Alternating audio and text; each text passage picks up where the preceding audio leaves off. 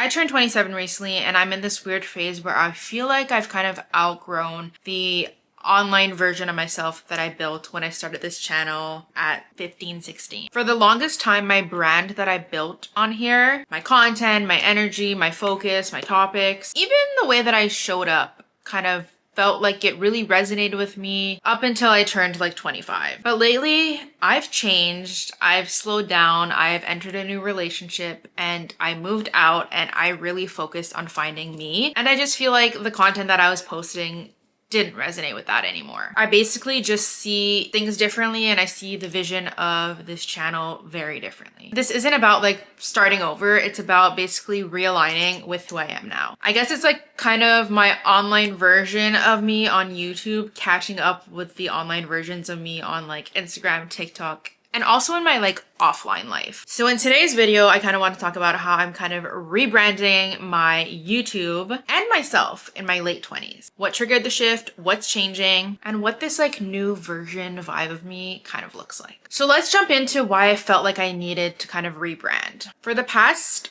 year or so, I felt a little bit of like discomfort with my content in the sense that I didn't know what I wanted to post. I didn't know what I wanted to do. I would film things, edit it, post it, then I'm like, I kind of hate it. And then I realized the person I was when I first launched this channel is just not like the same person that I am today. I've gone through burnout, creative ruts, new relationships, figuring out my sexuality, lots of therapy. And I've learned that like all of this doesn't have to fit one brand aesthetic, because at the end of the day, the brand is myself. I feel like when you build something around like a certain niche or a certain aesthetic, or even like a certain version of yourself, people kind of expect to like see that same version of you forever. And if you change, it's like, oh my God, she changed. But honestly, we're not meant to be the same, because thank God I'm not the same person I was when I was 16. But anyways, I was craving a kind of creative YouTube vibe that's more real, more raw, more authentic, and kind of like more layered and more human. So what does rebranding mean to me now? For me, rebranding isn't like scrapping everything and like becoming this totally new person.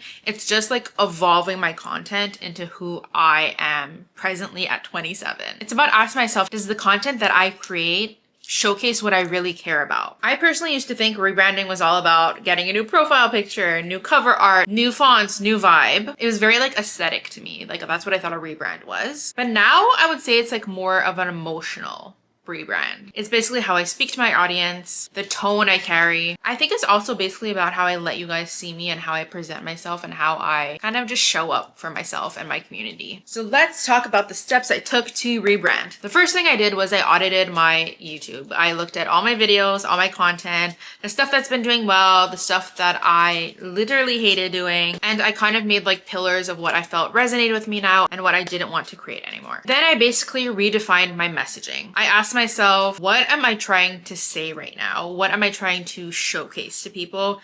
And what do I want to be known for? I want to be known for the person that spoke up for people in my community that may not have a voice. I want to be that person that I was looking for when I was a young queer Asian person navigating life, because queer Asians are not represented in media enough. My new focus is basically creativity, identity, entrepreneurship, and the honest side of all of that. I want to showcase that I'm a real human and things are not always easy and life sucks sometimes, and that's okay. And another thing I did was I worked on my mindset. I've had to learn that evolving my content may mean that people are going to unsubscribe, people are going to leave, and people are not going to watch anymore.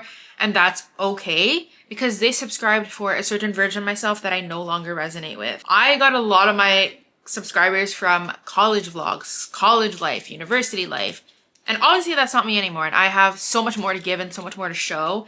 And people are going to leave, and that's okay. Sometimes slowing down and losing people is a part of growth. So basically, this next chapter is all about realignment. I want everything I create, whether it be my podcast, my YouTube videos, even my like agency work, to feel like it's coming from a real, raw, honest, authentic place. I'm gonna be focusing a lot more on storytelling, creativity, queer identity, mental health, and pop culture. I'm also going to be throwing in some lifestyle and business stuff, but that is not going to be my main focus. My main focus is really going to be the queer community and pop culture, because those are two things I absolutely love at the moment. And those are things that I feel like represent me full like fully. And again, I want to showcase some lifestyle, some behind the scenes of building a business, because I am a multi-hyphenate person and I do a lot of things, and I thought I had to show every single part of me, but I was like, no, like, what do you love the most? And that's where pop culture and talking about queer identity came in.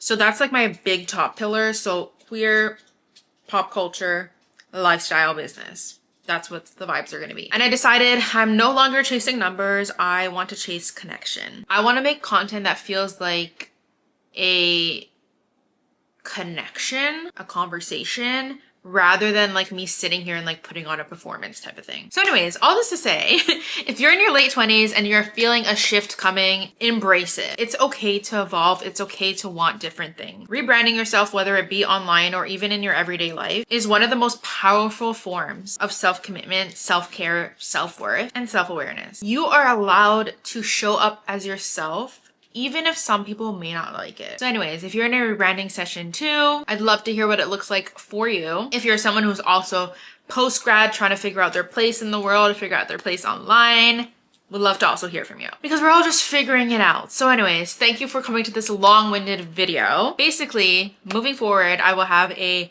podcast going up every single Tuesday, and I will have a YouTube video coming out every single Friday, whether it's gonna be pop culture related, queer related, lifestyle, business related. Yeah, so thank you guys so much for watching. Thank you for being on this little journey with me, and I will see you guys in the next video.